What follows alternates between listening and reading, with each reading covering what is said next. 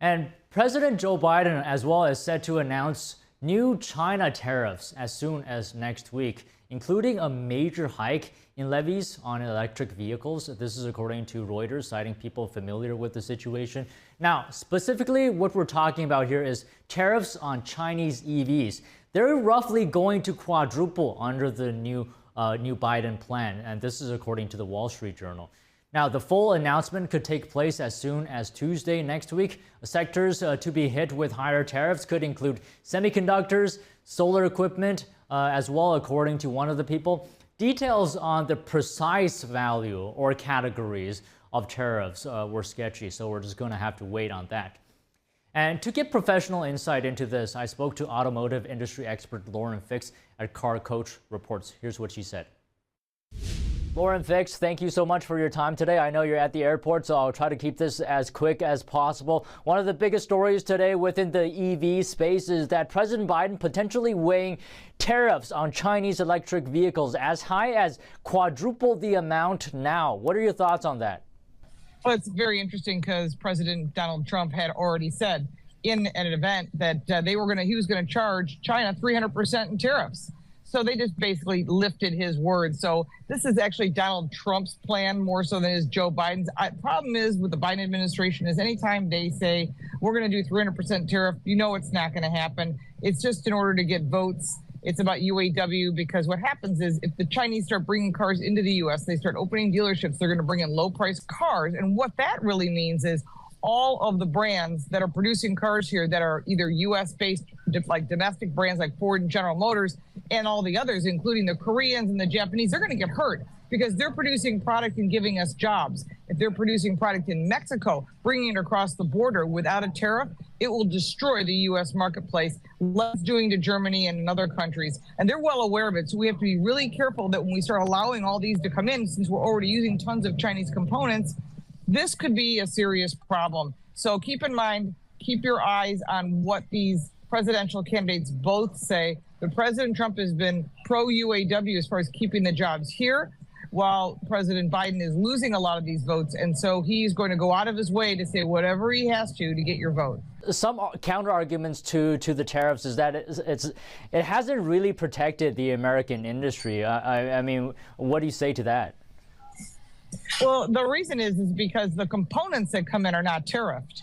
And so if you're going to buy a chip, we had a chip shortage. If those chips are made in China, they're going to come across to the U.S. and there's going to be no tariffs. So why would U.S. manufacturers build them here in the U.S.? Now we have the CHIPS Act, which is what actually President Trump put into place, but Biden is starting to allow to go through, and they're going to build microchips here. The key is going to be the cost. Can you produce it here or lower cost and keep the jobs here or not? So this all comes down to when you put a tariff in place, how is it going to benefit the workers and the country here from an economic standpoint? And these are some of the big factors that have to be kept in mind. Although the average consumer is not even going to understand that the tariffs or no tariffs, they're going to decide on the presidential candidate they want. But a lot of this is because we're in presidential election season. If we weren't, you probably wouldn't hear anything about it either way. Tesla laying off its supercharger team. My question to you is that going to put a speed bump into Biden's plans to electrify the U.S. highway and rolling out EV charging stations across the country? Well, Elon Musk is looking about saving money. Everybody's in a very tough situation with the cost of everything because of the economy the way it is. So what he did is he shut down the complete electric charging station. BP, which is British Petroleum, we know them as BP Gas, they have an area called BP Pulse, which is fully funded by the federal government, and they're using that to buy up and basically start supplying the energy and all the service that's required to the Tesla charging stations, so it'll become more mainstream. This could be part of what the Biden administration made a deal with Elon Musk, but it could also be the fact opening this network up to more suppliers. So it's going to be a long time. There's definitely a speed bump in the charging infrastructure. The infrastructure, if we were 50% electric cars today, which is what they wanted, there's no way that the current electric grid could support that. We can't even support what we have now. We're already going into summer where we could have potential brownouts and blackouts in California and New York City as they shut down nuclear power plants and try to rely more on wind and solar, cut down natural gas and coal plants. The bottom line is you got to get this electricity from somewhere. And this is going to be a big problem that we're going to have to face, that electric cars will always be in the mix, but they will not be the sole answer. All right, Lauren Fix, thank you so much for your time. Have you ever thought, why in the world is my wireless bill so darn high? What are we paying all this money for? Speed, coverage, data, access to 5G, unlimited talk and text, mobile hotspots? We are partnering with Mint Mobile. Mint Mobile offers all of these features for as low as $15 per month. They're reimagining the wireless shopping experience and made it easy and online. No stores, no salespeople, just huge direct-to-you savings.